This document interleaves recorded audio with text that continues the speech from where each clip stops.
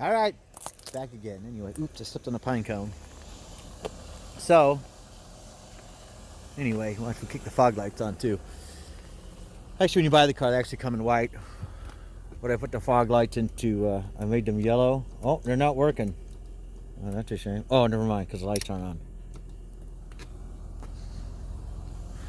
I thought it had a more European look if I changed the fog lights to yellow.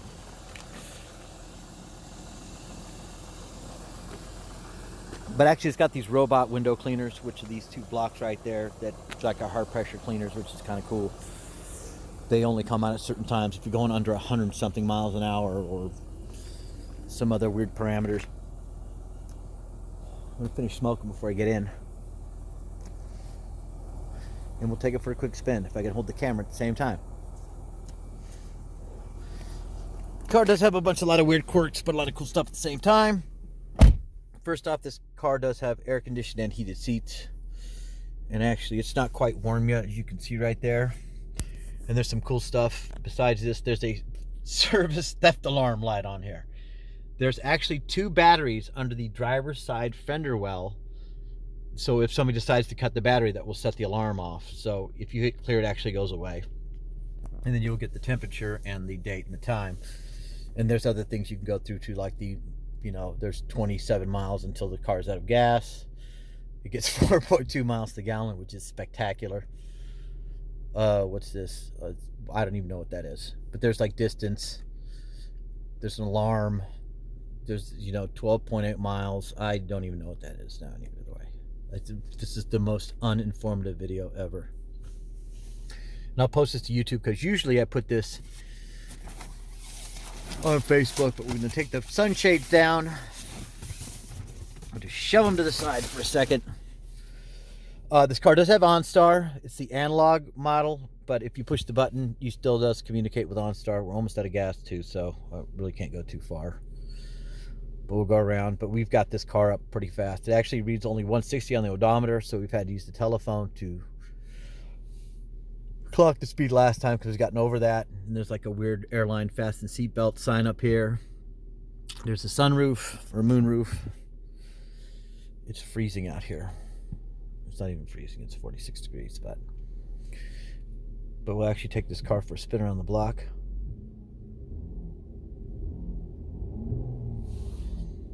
So the lights are already on. And it's weird, the window controls of course are all right here.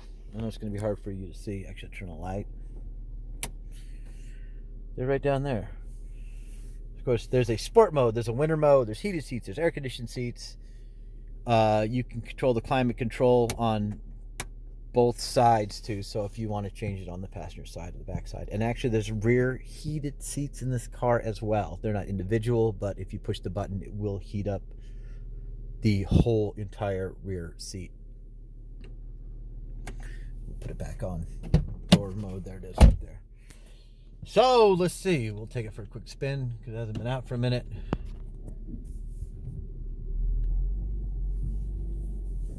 This car does have a Brew City computer in it, like I said, so it's got a couple of Frankenstein turbos in it. When you retrofit these things, you got to change a couple of because there's a fan blade on the compressor side and on the exhaust side. And here we go. And no, it doesn't get rave reviews a lot of times on YouTube. But I mean, I guess most of them that I see, people are dealing with their stock. And same thing, 2 liter and the 2.4s, they had a problem with the positive crankcase ventilation. Apparently they would start to sludge up. But the 3 liter didn't have those issues.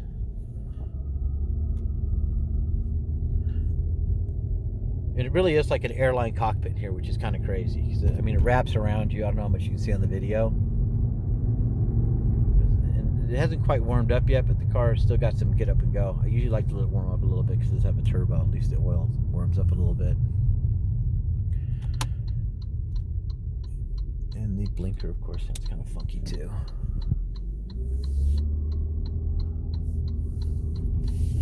I just kind of go around the block because the car does sit quite a bit. And we'll see, once it heats up a little bit, we'll give it a little get up and go. come back the other side, back to the house. But I mean, handling wise, it's amazing. It really is. The steering wheel has, I mean, it's very responsive. And let's see, and same thing, we gotta watch out for these rocks. You can control the electronic shit as for, you know, if you don't want to slide out everywhere, but you can turn it off, so.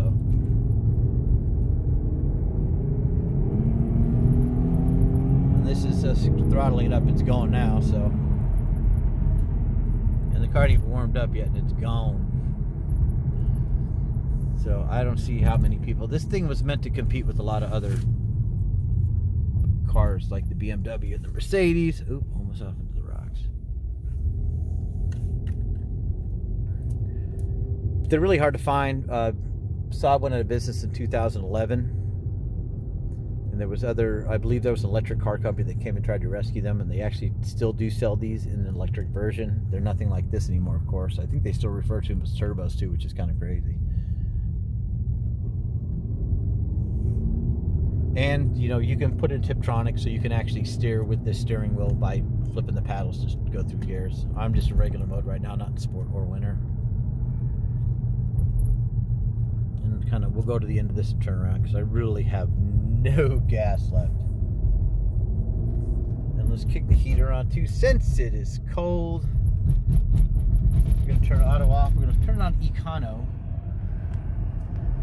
which usually if you put an auto, the air conditioning compressor does come on to help regulate how hot the air is coming out. But we put it in econo, it just kind of flips between letting the air in on the recirc and not letting it return to the recirc. So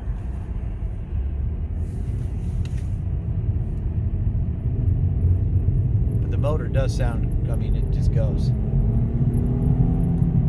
It sounds clean, it sounds good. Like I said, I did do a lot of work on this car when I got it. I'm actually in the market to sell it right now, but it's really kind of hard to, because it's so hard to find. But I was thinking of getting the marks of getting a Volkswagen Phaeton, like either the W12, which is it's pretty much just two 6-cylinder engines smashed together to make a W12. It's exactly what it says. It's a W. And that car is like, believe it or not, it's if you ever look up the Phaeton that Volkswagen made, it's like the flagship car. It's like used to the Jetta. This is like a Jetta on steroids if you buy a Phaeton. So if I'm gonna get rid of this, that's the next step I'm going to. So actually, I'm gonna pull back to the house right now. It's just nice to get in here and let it breathe and go someplace. It is a fun car to drive. It's great to look at too. It's got the wheels that are really hard to find on it too.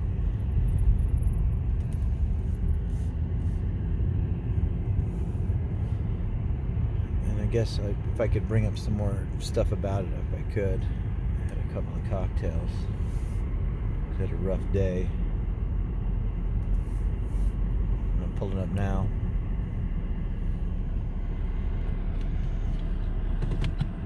And it's actually heating up in here already too, which is nice. I even have the heated seat on, which I'm going to probably kick on. I'm going to turn the lights off, fog lights. It really is a fantastic car. If you have the means of getting one of these, I know I sound like I'm in Ferris Bueller's Day Office when they're driving the GT 250 California, which is way out of my league. But it is an amazing car. It's amazing what you can get out of a Saab. I mean, it was different. These guys usually made jets before they started making cars. So if you have to, I mean, you can do more research before you decide to get one. They do have weird quirks like the alarm system with the batteries going dead and I have to hit the clear button. But other than that, and even the stereo kicks ass in this thing too. All Sprint stores. Remember, your score can't win if you don't vote. Or just privately owned. Which probably change. You know, I feel so dirty when they start talking cute. I wanna tell her that I love her, but the point is probably moved. 'Cause she's watching windows. And believe it or not, there is a weather band. Current time is 9:23 p.m. Pacific Standard Time. You're listening to NOAA Weather Radio. How many cars give you a weather band? I mean, why would you? You can literally look out of your windows and know what the weather is. But thanks for tuning in. I'm probably going to go ahead and head out now. This is probably the worst Saab video ever, but I don't know what to tell you, man. I love this car. It's fantastic. It's amazing this much stuff works. It's 2003. It literally has 109,000 miles on it, which is not a lot. It runs fantastic. I did do a lot of work on it. They told me the transmission had problems when I got it, but actually the engine oil cooler was bad, and this is a Cadillac CTS motor, so it is made by GM. So it was fairly easy to get this thing back on the road. I mean, and really not cost effective for all the money I put into turbos and computers, so.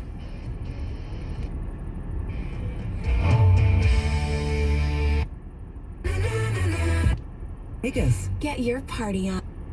Tankless at.